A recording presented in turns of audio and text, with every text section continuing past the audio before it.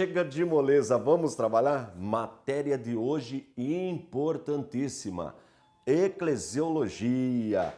Tá lembrado disso? Nós já aprendemos a primeira parte na aula anterior. Se você perdeu a aula, não fica triste, não precisa ficar triste. É só acessar o meu canal no YouTube. É só digitar lá pr.antônio.fonseca no YouTube, pr.antônio.fonseca. Aí você vai ver lá a minha foto, clica lá, tem lá vários playlists com as matérias. Tem bibliologia, teologia sistemática, geografia bíblica, tudo para você. Entra lá, tá bom? Então você acessa lá, vai ser uma bênção para a sua vida, ok? O que nós aprendemos na aula passada, para você que está chegando agora, o significado da palavra igreja. Nós aprendemos que muitas palavras que nós conhecemos hoje, estudando a Bíblia, é de origem grega, porque o Novo Testamento foi escrito na língua grega e eles espalharam os ensinamentos na língua grega, que era a língua que o Império Romano falava nos primeiros séculos. Então, a palavra igreja vem de eclésia. E o que significa essa palavra? Lá na origem, na raiz da palavra, separados, tirados para fora. Essa é a ideia. E aí nós aprendemos na aula anterior que na Grécia Antiga eles pegavam as pessoas mais notáveis, mais inteligentes, eles separavam na cidade um grupo de pessoas. Para quê? Para desenvolver leis, para abençoar a comunidade, para ajudar a comunidade. Daí a ideia de eclésia ou de igreja. Então, qual é o papel da igreja? A igreja ela é formada de pessoas separadas. Separadas por quem? Por Deus. Separadas por Deus. Não foi você que escolheu Deus. Não foi eu escolhi Deus. Não, Deus é que me escolheu. Deus é que me escolheu primeiro. Então, igreja vem dessa ideia. Deus escolhe no mundo pessoas, capacita estas pessoas para ajudar, para transmitir. Ajudar no quê? Na salvação. Para libertar as pessoas das garras de Satanás. Porque a Bíblia fala que o mundo jaz no maligno. Isso está escrito na primeira carta de João, capítulo 5, verso 19. O mundo jaz no maligno, o mundo está nas trevas. Então Deus escolhe, separa, capacita para levar esta palavra, para levar luz para as pessoas. Claro que no mundo espiritual. Lógico que é no mundo espiritual. Porque na vida terrena, não necessariamente a pessoa precisa de Jesus. Eu conheço muitas pessoas, e eu tenho certeza que você conhece também, pessoas que têm uma vida boa, que têm uma boa condição financeira, que têm um bom emprego, ou de repente até empresário, que tem uma família, tem filhos, tem saúde, só que não tem compromisso com Deus, não foi separado. Então, essa questão da igreja não é para resolver o problema do nosso dia a dia. Porque, como eu disse, eu conheço pessoas que têm toda a questão financeira, a questão familiar, a questão econômica resolvida. E até, de repente, nem acredita em Deus. Você sabia disso? O mundo tem quase 1 bilhão de ateus. O que é o ateu? É uma pessoa que não acredita em Deus. E vivem bem. Mas vivem bem nesta terra, neste período, na vida temporal, na vida física. Mas a questão é onde esta pessoa vai passar a eternidade. Aqui entra o papel da igreja. Então a igreja tem o papel de levar esta luz, esta informação, este ensino para as pessoas, não para a vida material, para a vida espiritual. Agora, quando a pessoa resolve o problema espiritual, o resto tudo é resolvido automaticamente. No estudo da Bíblia, no estudo da teologia, nós aprendemos que nós temos duas vidas. Uma vida temporal, que o salmista fala no Salmo 90, verso 10. O salmista fala que a vida chega a 75 anos, 85, mas aí já é canseira. A pessoa já vai ficando cansada, vai ficando velha, as células vão morrendo e aí a pessoa deixa essa vida. Não é assim? Ou você conhece alguém de 120 anos? Você tem amizade com alguém? Você vê pela rua uma pessoa de 100, 110 anos pedalando, andando de bicicleta, jogando bola? Não, você não vê isso, porque a pessoa vai ficando velhinha e parte. Quem consegue chegar até 100 anos, né? A média de vida do brasileiro gira em torno de 75 anos, tá certo? Então, para a vida temporal, não precisa necessariamente de Deus. Como eu disse, tem quase 1 bilhão de pessoas que não têm compromisso com Deus, dizem que não acreditam em Deus e vivem bem, tá certo? Logo, o papel da igreja é ajudar na vida espiritual das pessoas. Então Deus escolhe, Deus é que escolhe. Para quê? Escolhe, o Espírito Santo capacita para levar esta mensagem, uma mensagem para a vida espiritual, porque a vida espiritual, ela é eterna. Agora a questão é onde você vai passar a eternidade? Esta é a pergunta, né? Onde vai passar a eternidade? Junto de Deus ou distante de Deus, com Satanás e os seus anjos e todos aqueles que praticam a mentira? Esta é a questão. Então a igreja, ela é escolhida por Deus e Deus conhece os que são seus. Nós já aprendemos isso aí. Por isso que a igreja é chamada do corpo de Cristo e ele, a cabeça, não é? Ele é o que rege, o que conduz o corpo. Eu sempre digo para os alunos que toda geração, nós vamos encontrar pessoas representantes de Deus aqui na Terra. Deus deu esse papel para a igreja. Então, a igreja é isso aí. E aí nós aprendemos na aula passada o fundamento da igreja. Eu vou até pedir para o nosso editor colocar na tela Efésios 2:20. Efésios 2:20, olha o que diz o texto. Edificados sobre o fundamento dos apóstolos e dos profetas, de que Jesus Cristo é a pedra de esquina, a pedra principal. O fundamento da igreja é Jesus Cristo.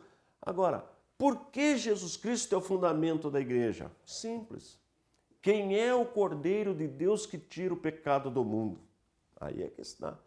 Então, Jesus Cristo, Deus de Deus, da mesma substância, né? Ele é gerado pelo Espírito Santo no ventre de Maria, herda de Maria a natureza humana, sem o pecado, sem a culpa, vive em nosso meio, é tentado em tudo, mas não peca. Então ele morre na cruz do Calvário, ele tem essa missão. O nome já significa Jesus, o Messias. No grego é Jesus, o Cristo. Traduzindo para português, Jesus, o ungido. Ungido para quê? Para nos salvar. A missão de Jesus é nos salvar.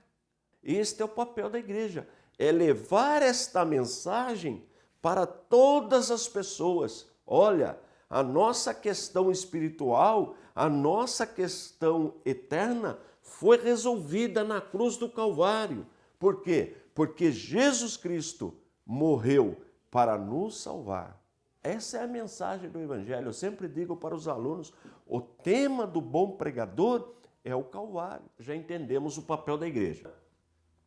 A igreja é formada de todos aqueles que aceitam este plano, aceitam Jesus como único e suficiente Salvador e passam a obedecê-lo. Mas para que isso aconteça, depende da revelação do Espírito Santo. Sem o Espírito Santo não existe igreja. Quer ver um grupo? Aqui entre nós, aqui, você que está me assistindo, e de repente você até é uma testemunha de Jeová. Testemunha de Jeová não é igreja. Eles nem chamam de igreja, eles chamam de salão do reino. Por quê? Porque as testemunhas de Jeová não acreditam na pessoa do Espírito Santo. Então não pode ser igreja, porque sem Espírito Santo não existe igreja. Olha que interessante. Porque Jesus deixou recomendado. Olha, eu estou voltando para o meu Pai, Jesus disse assim. E quando eu chegar lá, eu vou enviar outro no meu lugar. Eu vou enviar um substituto para que vocês não fiquem órfãos. Mas por que Jesus falou isso? Porque Jesus diz também, olha, sem mim nada podeis fazer. Mas por que no mundo espiritual eu não posso fazer nada sem Jesus? No mundo material eu posso, a pessoa pode estudar, pode ser um profissional, um engenheiro, um médico, um político, pode ganhar muito dinheiro, pode ser empresário. No mundo material e nem crê em Deus. Tem gente assim, você conhece. Pode olhar do seu lado aí, onde você mora na região, que você conhece pessoas bem financeiramente que não têm compromisso com Deus. Agora, no mundo espiritual, não dá para fazer nada sem a pessoa do Espírito Santo, porque isso que Jesus falou que enviaria outra pessoa no seu lugar. Por quê? Porque esses seres espirituais, Satanás e seus anjos, os demônios, os anjos caídos, desobedientes, são superiores a nós. Sempre eu ensino isso para os alunos. Isso está no Salmo, por exemplo, 8 e versículo 5. Nós somos inferiores aos anjos.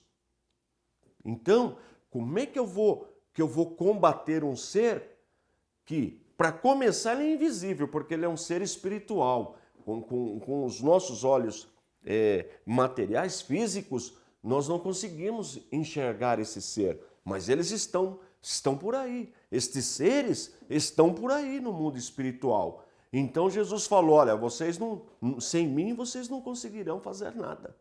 Não dá para combater esses seres. Então vocês vão ficar aguardando até que do alto vocês sejam revestidos, né? Até a chegada do Espírito Santo, e ele desceu. E ele desceu. No Antigo Testamento, o Espírito Santo visitava um profeta e depois voltava. Agora, no Novo Testamento, ele vem para morar, para habitar. Habitar em quem? Em nossas vidas. Então, lá no dia do Pentecostes, 120 pessoas mais ou menos reunidas, conforme dizem Atos dos Apóstolos, o Espírito Santo desceu para habitar. Então, não existe igreja sem Espírito Santo. Né? Todo aquele que se diz crente, que tem essa revelação, é porque tem o Espírito Santo. Se você entende o que eu estou falando, é porque você tem o Espírito Santo, creia nisso. Agora, o Espírito Santo não faz de ninguém super-homem, não é este o papel do Espírito Santo, né? Não, eu tenho o Espírito Santo, agora eu posso tudo. Não, não é assim que funciona. É para desenvolver o seu trabalho no mundo espiritual. Por isso que eu falei que ele capacita os escolhidos, o Espírito Santo. Não é? Aí o Espírito Santo, ele nos induz, ele nos leva ao estudo das Escrituras. Está vendo?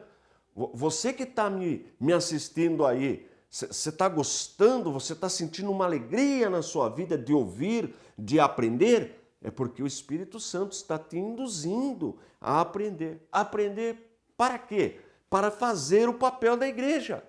E qual é o papel da igreja? Levar esse ensino. Tanto é que Pedro, que havia negado Jesus 3 vezes, negou Jesus 3 vezes, agora ele ali reunido com os irmãos, mais ou menos 120 pessoas, Pedro agora cheio do Espírito Santo, ele sai do local, pessoas todas ali vendo aquela confusão, uns achavam até que eles estavam embriagados, aí Pedro toma a palavra, e Pedro dá uma palavra tão poderosa, agora cheio do Espírito Santo, que ele ganha mais ou menos 3.000 almas para Jesus. 3.000 pessoas se renderam a Jesus. Então ali nasceu a igreja, tá certo? Muito bem. Agora, a igreja, ela também é uma organização. Né? Ela é um organismo, tem o mundo espiritual, campo espiritual, mas ela também tem hierarquia. Aliás, nós já aprendemos aqui que no céu também tem hierarquia. Na aula de angelologia, nós aprendemos sobre arcanjo, serafim, querubim, anjo comum, enfim, mensageiro, né? Quer dizer, Gabriel é um anjo mensageiro. A palavra Gabriel já significa isso, mensageiro do Senhor. Olha que interessante. Então, esta hierarquia também existe na igreja. Existe na igreja. Agora, a igreja que nós vivemos, ela tem 3 tipos de organização. 3 tipos. Ela se organiza de 3 formas. Então, vou pedir pro editor colocar na tela a organização da igreja. Ela pode ser episcopal, ela pode ser no formato presbiteriano e ela pode ser no formato congregacional. Guardou esses 3 nomes? Episcopal, presbiteriano e congregacional. O que é o episcopal? O episcopado, a liderança. O bispo é que separa, ele que passa para outro a unção. Esse sistema, por exemplo, é usado na Igreja Católica, né? Não é o Papa que escolhe os bispos, depois os bispos escolhem os padres, não tem uma hierarquia episcopal, e tem igrejas assim também, episcopal, né? Igrejas protestantes com esse sistema episcopal. Então, existe uma hierarquia e existe um registro desde quando começa o movimento que vem a substituição. O bispo mais antigo ele vai ficando de mais idade e ele vai separando os mais novos e aí vai essa hierarquia passando de geração em geração. Então esse sistema de escolha de liderança é chamado episcopal. Interessante, não é? Tem o sistema presbiteriano. Como que é o sistema presbiteriano? Os presbíteros é que escolhem o líder, o pastor, para pastorear a igreja. A igreja presbiteriana é assim. Os presbíteros se reúnem, marca lá uma reunião, uma assembleia, e por meio do voto, da escolha de cada um, então, olha, nós queremos que o pastor fulano seja o pastor da igreja, desse grupo. São os presbíteros que escolhem o líder. Aprendeu? E tem o sistema congregacional. Como que é o sistema congregacional? A congregação, todos os membros juntos elegem um líder para pastorear o grupo. Ele é mais democrático nesse sistema. A congregação congregacional, a congregação marca uma reunião e ali escolhe o líder para pastorear o grupo. Entendeu? Esses 3 sistemas, o episcopal, o presbiteriano e o congregacional, tem igreja que mistura os 3. Aí você pode perguntar, não, mas qual é o correto? Não tem essa qual é o correto. Os 3, o que importa é funcionar. Então, se a sua igreja, a denominação que você é membro, ela é episcopal, não tem problema. Ah, não, na minha é o sistema presbiteriano. Não tem problema. A minha é o congregacional. Não importa. O que importa é que funcione, é que seja respeitada a hierarquia da igreja.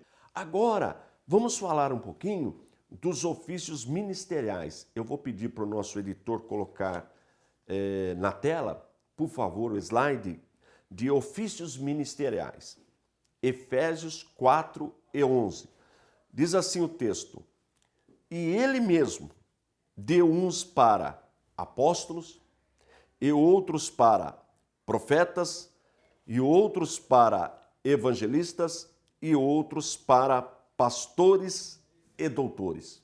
Apóstolos. Nós temos os 12 apóstolos, aqueles que foram escolhidos por Jesus. Esse é um caso particular. Aqueles foram escolhidos por Jesus. Muito bem.